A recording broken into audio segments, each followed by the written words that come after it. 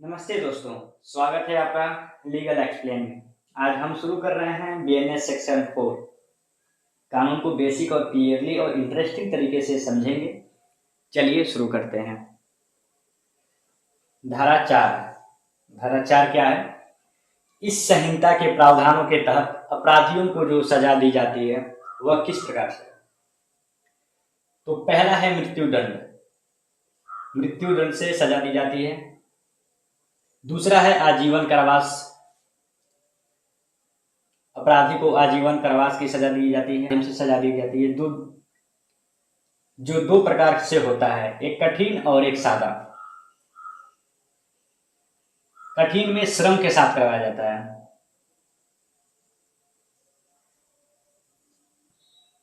कठिन में श्रम करवाया जाता है और सादा में श्रम नहीं करवाया जाता है। चौथा है जुर्माना देकर। जुर्माना तय करके उस अपराधियों को सजा दी जाती है। और छठवां इस बीएनएस में न्यू ऐड हुआ है, वो है सामुदायिक सेवा। सामाजिक कार्य में सेवा करने के लिए दंड दिया जाता है।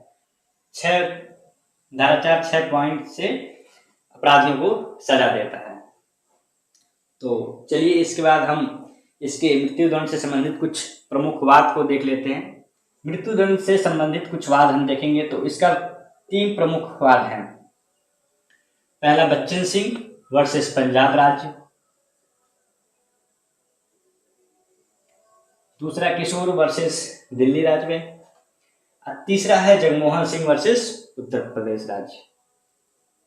तो इस प्रकार से हम धारा 4 को अच्छी तरीके से समझे हैं।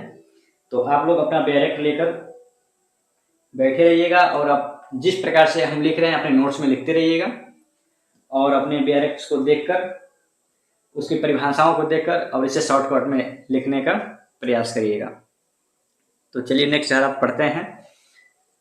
धारा 5, ये दंडादेश का लघुकरण कौन कर सकता है?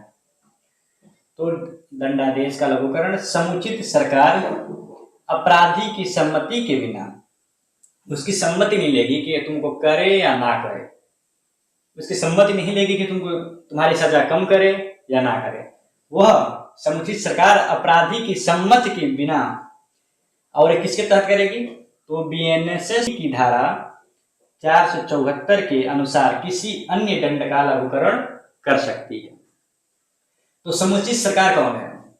समुचित सरकार है केंद्र सरकार व राज्य सरकार दोनों को मिलाकर। तो यहां पे लिख देंगे केंद्र प्लस राज्य सरकार है। केंद्र और राज्य सरकार को मिलाकर समुचित सरकार बनती है। अब देखेंगे बीएनएस 223 की धारा क्या है। अगर उसकी सजा मृत्यु दंड से है तो वह कहां तक हो सकता है? वह आजीवन कारावास तक कर सकता है। वह आजीवन कारावास तक कर सकता है। अगर आजीवन कारावास है तो उसे 7 वर्ष तक किया जा सकता है। अगर 7 वर्ष से अधिक है तो उसे 3 वर्ष तक किया जा सकता है उसका लघुकरण करके।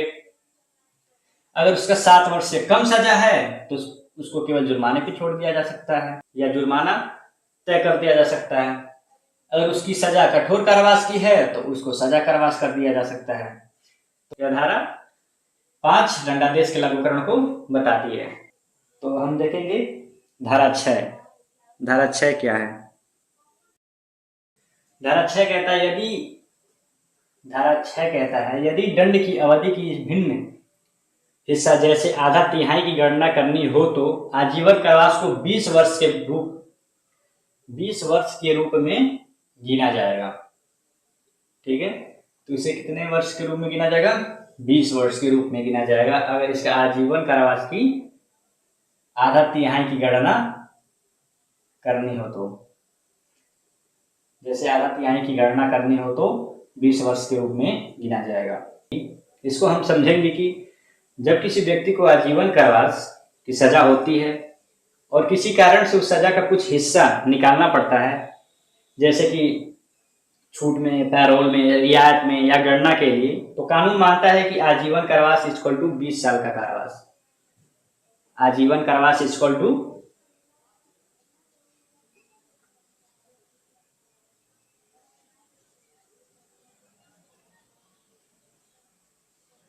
इक्वल टू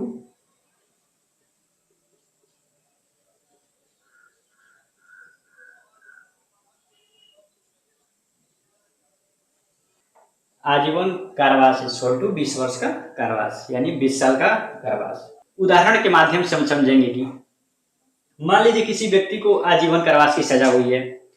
अगर सरकार यह तय करे कि उसने सजा का आधा भाग काट लिया है तो इसका अर्थ होगा 20 साल का आधा 10 साल, यानी उसे 10 साल जेल में रहने के बाद आधा सजा काट लेने वाला माना जाएगा। रिलेटेड हम केस देखेंगे Gopal Vinayak Godse versus state of Maharashtra 1961। Court ने कहा कि आजीवन कारावास का मतलब कैदी का पूरा जीवन है, लेकिन गणना के लिए 20 साल की अवधि मानी जाएगी, यानी यह केवल गणना के उद्देश्य से है, न कि सजा घटाने के लिए।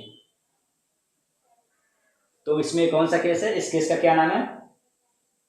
Gopal Vinayak Godse versus state of Maharashtra 1961। तो केस का क्या नाम है? गोपाल विनायक गोडसे वर्सेस महाराष्ट्र राज्य 1961। तो इस प्रकार से हम देखें धारा 6 क्या है और क्या कहलाती है। अब हम देखेंगे धारा 7 को। धारा 7 क्या कहता है? तो धारा 7 को हम देखेंगे, दंडादेश संपूर्ण कारावास या उसका कोई भाग कठिन या सादा हो सकेगा। यह कौन? न्यायालय तय करेगा कि उसका कारावास कठोर होगा या कितना सादा होगा। इसको न्यायालय किसी को सजा देने से पहले यह तय करेगा कि उसका कारावास हम कठोर दे रहे हैं या सादा।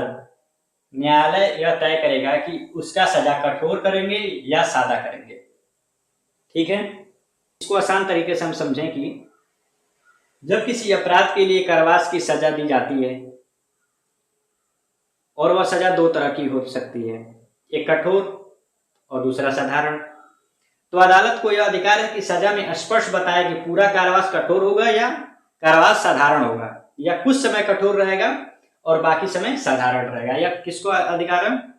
यह न्यायालय को यानी अदालत को यह अधिकार है कि उसको यह तय करना पड़ेगा कि वो जो सजा दे रहा है वो सादा दे रहा है या कठोर दे रहा है।